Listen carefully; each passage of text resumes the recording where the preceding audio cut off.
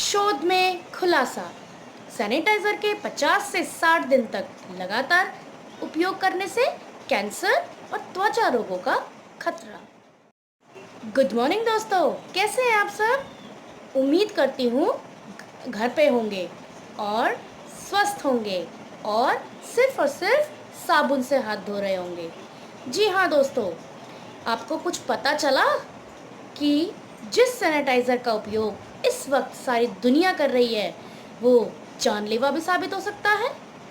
हाँ दोस्तों, आजकल सैनिटाइज़र की खपत आवश्यकता से अधिक बढ़ गई है क्योंकि अस्पतालों और घरों में सैनिटाइज़र का उपयोग किया जा रहा है। लेकिन आपको ये जानकर हैरानी होगी कि यही सैनिटाइज़र का उपयोग अगर हम 50 से 60 दिन तक लगातार करते हैं तो उससे कैंसर, लीवर, किडनी, फेफड़े सहित त्वचा रोग होने का खतरा बढ़ जाता है। खासकर खुशबू वाले सैनिटाइज़र यूज़ करने से 2 से लेकर 10 साल तक के बच्चे जब बार बार उस सैनिटाइज़र को सूंघते हैं या फिर गर्भवती महिलाएं, इन दोनों की इम्यूनिटी भी घट सकती है। कैसे, आइए समझते हैं। दोस्तों, सैनिटाइज़र में 3 केमिकल डाले जाते हैं जिनके नाम हैं ट्राइकोसैन, बेंजोल, कोनियम क्लोराइड एंड फेटलेट्स। जी हाँ दोस्तों, ये तीनों जहरीले केमिकल्स हैं और हमारे शरीर पर अलग अलग रूप में प्रभाव डालते हैं। आइए कैसे समझते हैं। दोस्तों, ट्राइकोसैन हमारे शरीर में जो त्वचा होती है वो जल्दी से इस केमिकल को अवशोषित कर लेती है और हमारे शरीर में ऐंठन या अकड़न शुरू हो जाती है जिससे हमारे शरीर में दर्द होना शुरू हो जाता है। दूसरा केमिकल बेंजोल कोनियम क्लोराइड। जी हाँ दोस्तों, ये केमिकल ज़्यादा से ज़्यादा यूज़ किया जाता है सैनिटाइज़र में। जब शरीर के रोम छिद्र इसको अवशोषित करते हैं उससे हमारे शरीर में खुजली, जलन और चकत्ते जैसी समस्याएं पैदा होती है। और तीसरा जो केमिकल है आपका फेथलेट, ये खुशबू के लिए केमिकल डाला जाता है सैनिटाइज़र में जिसे बच्चे खेल खेल में बार बार सूंघते हैं और बच्चों की और गर्भवती महिलाओं पर इसका सबसे ज़्यादा असर पड़ता है और उनकी इम्यूनिटी घटने शुरू हो जाती है। दोस्तों, वो कहते हैं ना, पहले का समय बहुत अच्छा था क्योंकि लोग ज़्यादा से ज़्यादातर बीमारियों का उपाय घर में ही ढूंढ लेते थे। जी हाँ दोस्तों, नीम का पत्ता सबसे ज़्यादा गुणकारी होता है। जी हाँ, तो पहले लोग क्या करते थे, कोई भी चोट लगी, बीमारी हुई, कुछ भी हुआ, नीम के पत्ते लेते थे और उसको पानी में उबाल लेते थे और उस पानी से लगातार हाथ धोना, ज़ख्म को साफ़ करना या कुछ भी, इवन लोग उसको पीते तक थे हर बीमारी से लड़ने के लिए। या फिर आज के समय में लोग नमक का पानी पीना ज़्यादा फ़ायदेमंद समझते हैं, थोड़ा सा गुनगुना कर ले।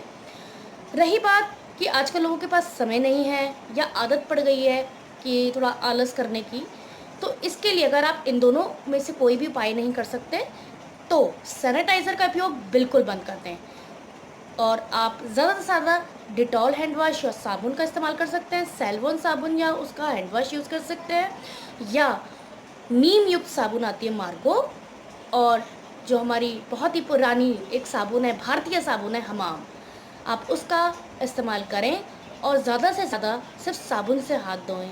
यही एक उपाय है अगर आप बीमारी से बचना चाहते हैं।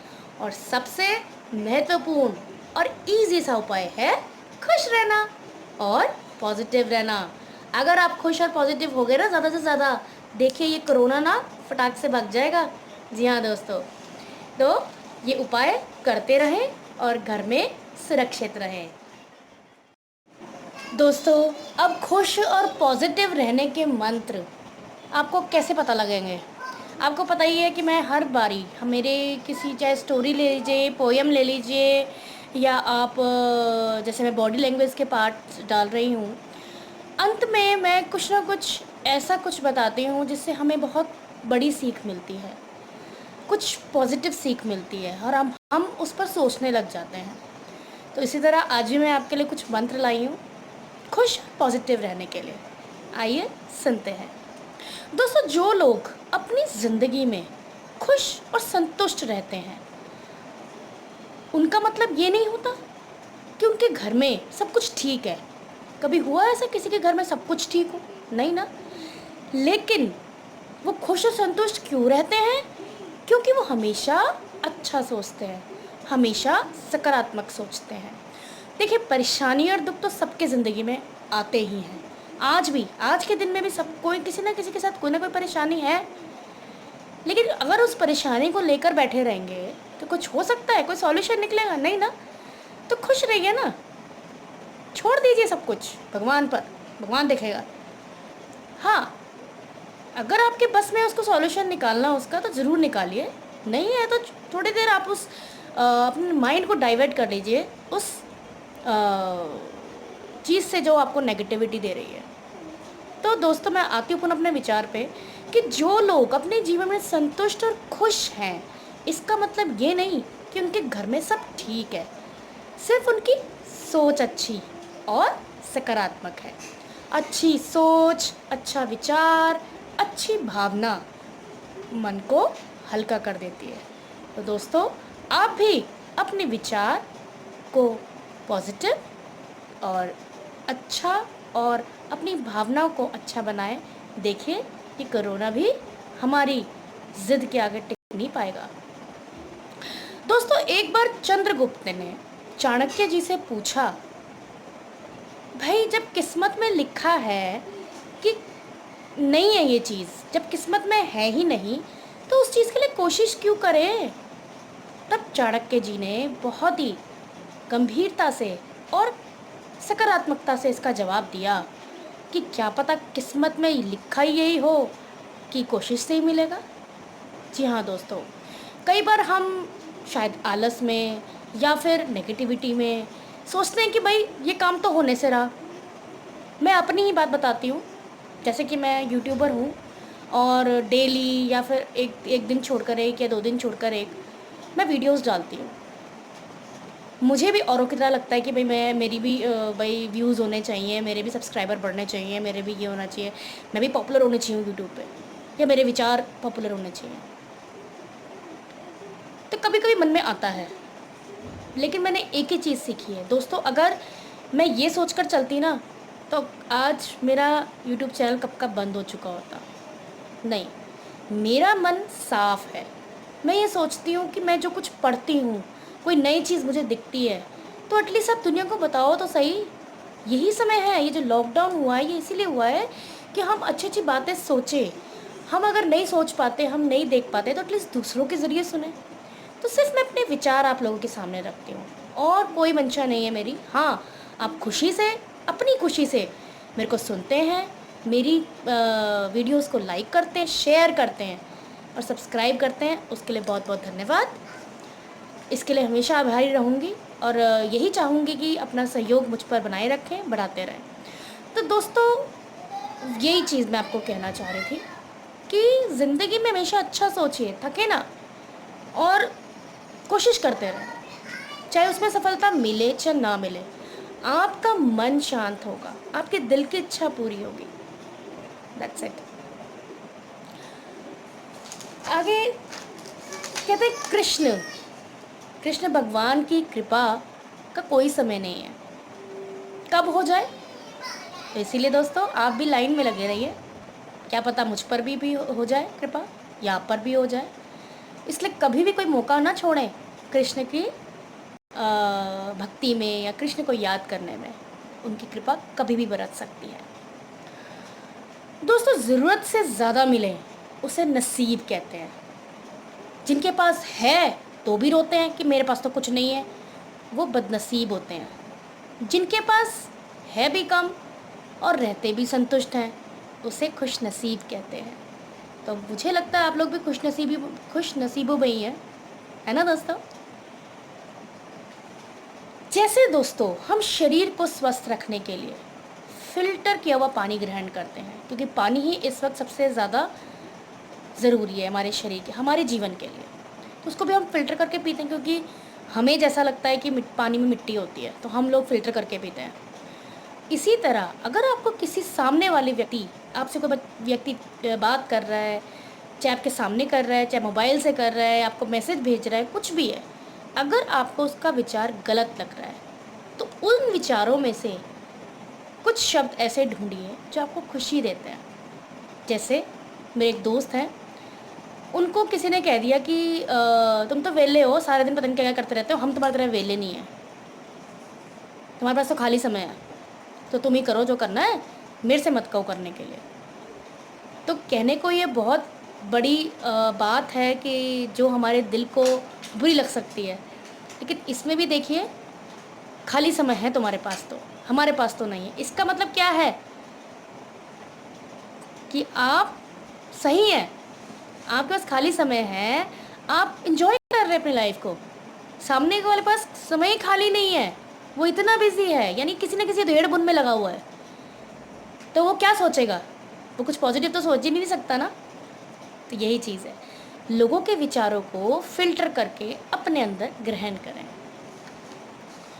खुशी एक आभास है जिसे आज हर कोई ढूंढ रहा है।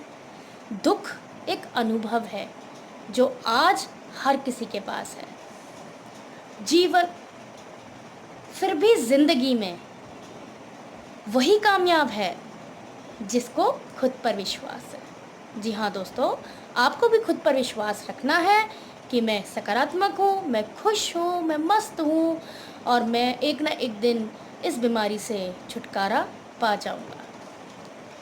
सफल होने के लिए उम्र, जाति, विशेष शिक्षा या योग्यता मान्यता नहीं रखती दोस्तों, कि आप अगर विशेष शिक्षा लेंगे तो ही सफल होंगे। हाँ, ये हमारे सेकेंडरी चीज़ें हैं। इससे क्या होता है कि हमारी कला और बढ़ जाती है, लेकिन सफलता का मुख्य लक्षण क्या है? बस आपकी सोच सही होनी चाहिए। आप अपनी सोच को गलत ना करें कि कोई चीज़ आपको चाहिए तो आप उसके लिए गलत सोचिए कि मैं तो ऐसे करके, ये ट्रिक करके, ये प्लान करके करूँगा।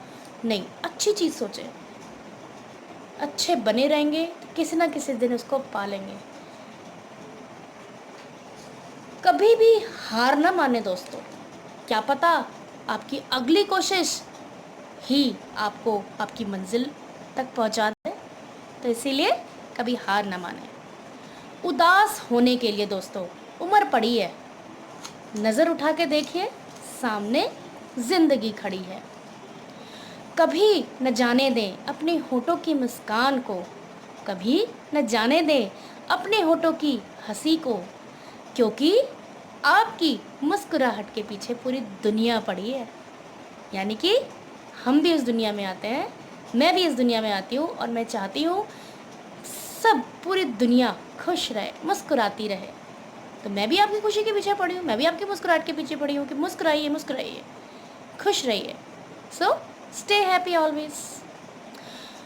दोस्तों, इंतज़ार है मुझे ज़िंदगी के आखिरी पन्नों का, इंतज़ार है मुझे ज़िंदगी के आखिरी पन्नों का, क्योंकि कहते हैं ना कि अंत में सब ठीक हो जाता है।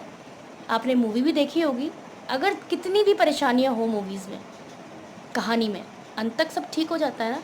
तो समझ लीजिए ये जो कोरोना चल रहा है ना 3-4 महीने से, ये भी हमारी एक मूवी है। अभी मूवी का मिडिल पार्ट चल रहा है, तो लास्ट तक ये कोरोना भी चला जाएगा और हमारी ज़िंदगी के दुख भरा जो दुख भरा जीवन है वो उसका अंत हो जाएगा और फिर से हम सब खुशी से नॉर्मल जीना शुरू करेंगे। आज के लिए इतना ही। थैंक यू दोस्तों। ओम शांति।